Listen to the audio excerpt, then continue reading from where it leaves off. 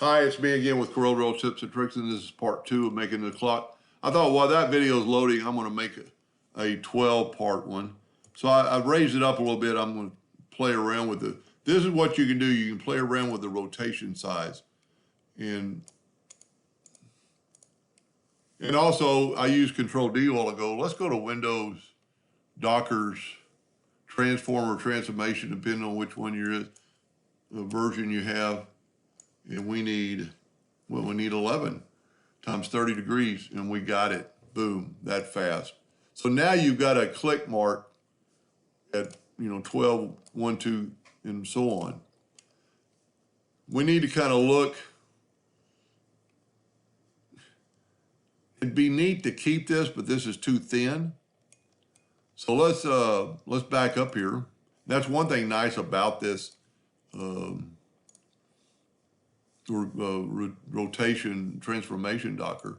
Let's go break the curve apart, and let's just make this thing thinner.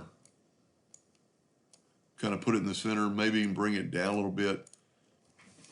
Now, you don't probably have to do this, but I want to take the Smart Fill tool and fill that in. That way everything's sealed up. Now we'll just delete all this, and we'll put this in the center of the page.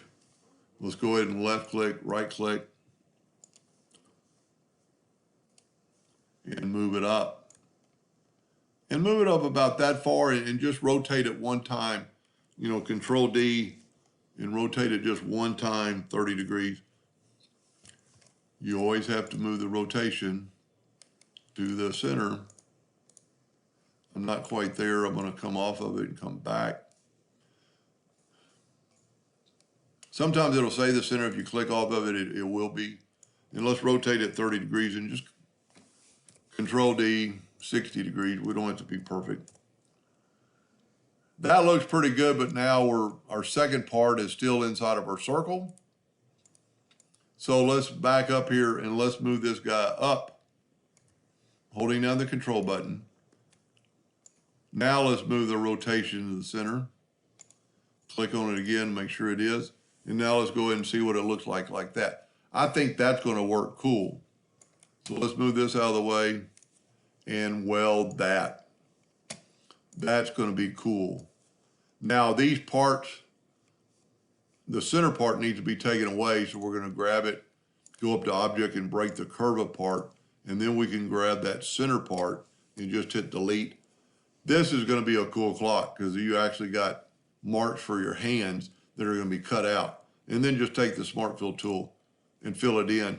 And your hands would actually pass in front of, and then, if you need to make it like this thing is 25 inches, you don't want to do that normally. So let's set our ratio the same. And I'll tell you what, let's don't make it the same. Let's make it 12 by 12, and that'll kind of even it out. Evidently wasn't on something. Tell you what, let's left click, right click. Might just be my old computer. Ooh, okay, that's what it was. I had a Smart Fill. Let's grab the outline. And we don't need any of this. And then just go ahead and hit P, put it in the center of the page. And let's make it with this. Okay, now they're the same size. So something was off a while ago. So now you can have this ratio locked and just type in if you want to make it a 12-inch clock. Now at this time is where you're going to figure out, what size hole for your clock movement. Just kind of look at some of these lines. These are awful little, but they are going to cut out.